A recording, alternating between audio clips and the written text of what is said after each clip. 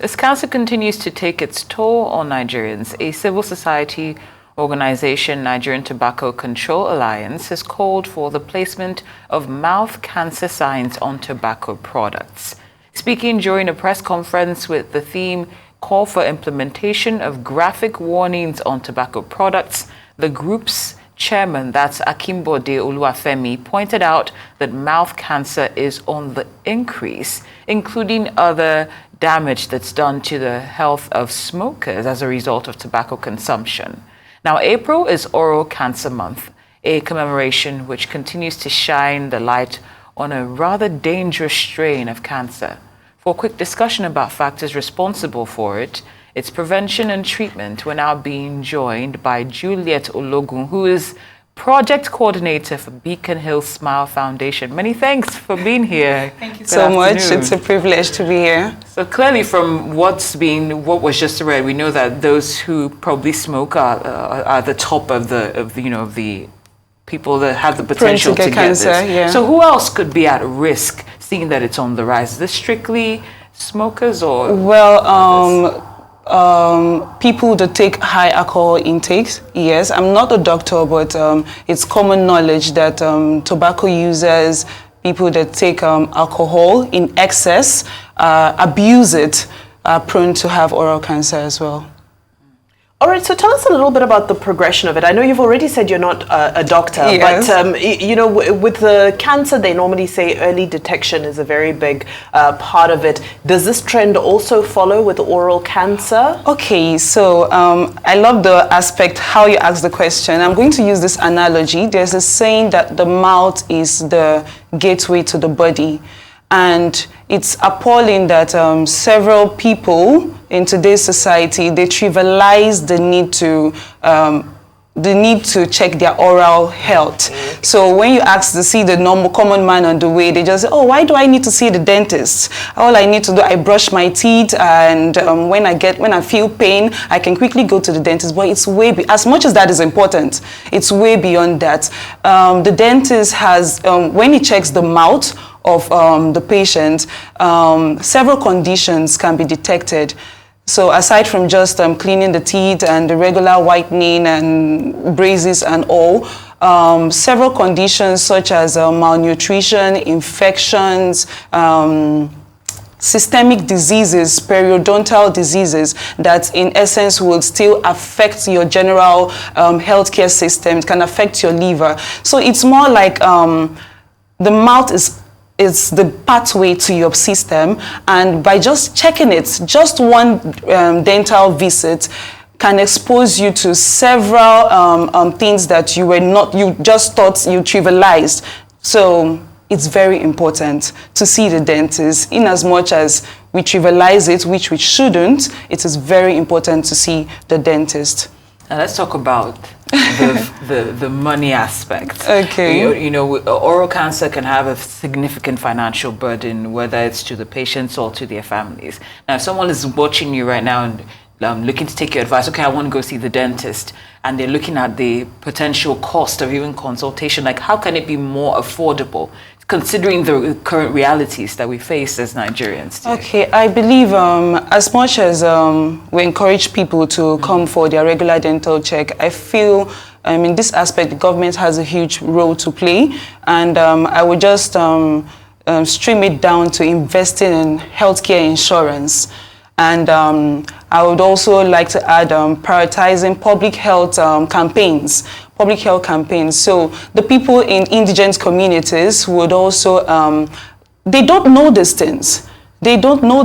So when we have regular public health campaigns about prevailing issues like this, because it's on the rise, and people don't know, and most people in indigent communities, the underprivileged sect of people, they'll rather resort to traditional means to solve their issue. And in as much as that has its good side, it might just make the matter worse. So government should pay more attention to public health campaign, invest in public health campaign, and also healthcare insurance in essence. All right. Now, two questions for you. Earlier you spoke about, some of the things that we take for granted that happen in our mouth. So I'm curious as to some of the symptoms of oral cancer. For example, a lot of people have bad breath. And it's often downplayed as maybe a lack of hygiene, pop a mint and move on. So can you educate us a little bit more about some of those symptoms that happen in the mouth that we shouldn't take for granted? That's number one. And then number two, is it only a dentist who can diagnose oral cancer, or are there other types of doctors as well? Okay, so I'll start with the symptoms. For oral cancer specifically, it might start as a sore in the mouth, and it's usually it might be benign, it might not be painful. So people try to, it would heal off over time. But when you notice that there's a sore, exactly, it's just a sore in your mouth, and it could be in any part of the oral cavity. It could be in obvious places, and it could also be in places that are not so obvious to your common eyes. It could be in your throat, and it's still part of the oral cavity. That is why that's why it's important to see the dentist. These are areas that the dentist would detect when you visit him. So when you have this persistent boil or swelling or sore, it might not necessarily be a boil. It could just be an injury in your mouth that refused to heal. It's there for over a week. Normally, I feel this, if it's just a normal sore, in less than 2-3 days, you should feel good. But if it's persistent, over a week or two, please see the dentist. And it's easier, it's easy to mitigate at that stage. And to the second question... is it just dentists who can diagnose? Well, we have oncologists. We have some special cancer specialists that can also diagnose oral cancer. But the first is more like a rank. When you come to the dentist would most likely see that something is wrong somewhere and then refer you to a cancer specialist. Yeah. Now, since you've obviously stated that clearly this is on the increase, are you looking?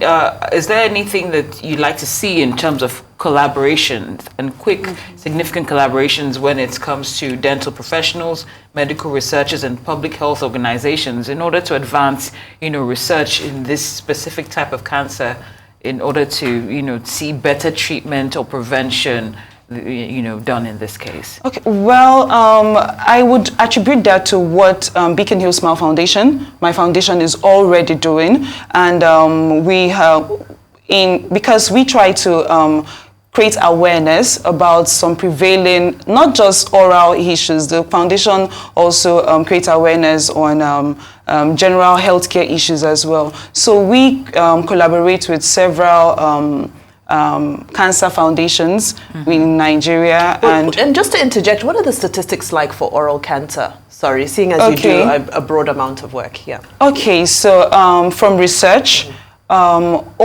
I would just pin it down, streamline it down to Nigeria. From research, over 1,000 people are diagnosed with oral cancer. And it is really sad because out of the over 1,000 people, we have over 700 to 800 fatal deaths from that. And I'm not trivializing it. No cancer should be trivialized, but it's one of the, it's a disease that should not lead to death if it is detected early. So, and lives can be saved when you visit the dentist. Now, one study suggests that the human papilloma virus, that's HPV, has also been linked to the increasing number of oral cancer cases, specifically among the younger populations. Just wondering how can vaccination and other preventive measures can be effectively promoted, in order to ensure that HPV-related oral cancers can be prevented by getting those vaccinations?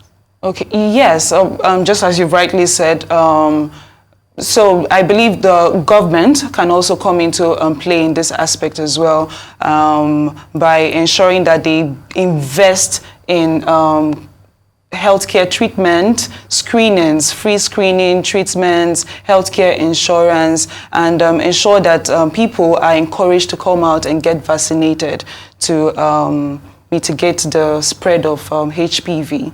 Yeah. Just because this is also a thing, you said people should go to the dentist. Some people have the fear of dentists. If I do too. So, yes. It's strange because you're part of the dentist. You're part of I'm a lawyer. Okay. I'm a lawyer, but it's strange because I feel, maybe because I don't have the fear, I feel I would rather see a dentist than go to a heart surgeon, or there are some bigger names that are more scary. The dentist is just checking your mouth. Great, but how do you get over the fear? Your mouth. As quickly as you can. Tell us, how can we get over the fear and feel encouraged? Visit the dentist first. We have, but we're so scared. And they come at you like this with all of their No. There's nothing to be scared. It's usually the procedures are painless, very quick. I'm speaking from experience. It's usually very painless procedures, and it's beautiful because there's an aspect of child dentistry as well. And you see children come into the dental facility and they are just excited. Exactly. They are working on their mouth and they are happy. They don't want to even leave at times because of the liquid they get to take subsequently, or the candy. There are some special, very good candies for children. In as much as say stay away from candies, but there's nothing to be scared about. Can you translate that to adults? Maybe we'll be excited about it. If children can be happy to see the dentist, then why are not adults?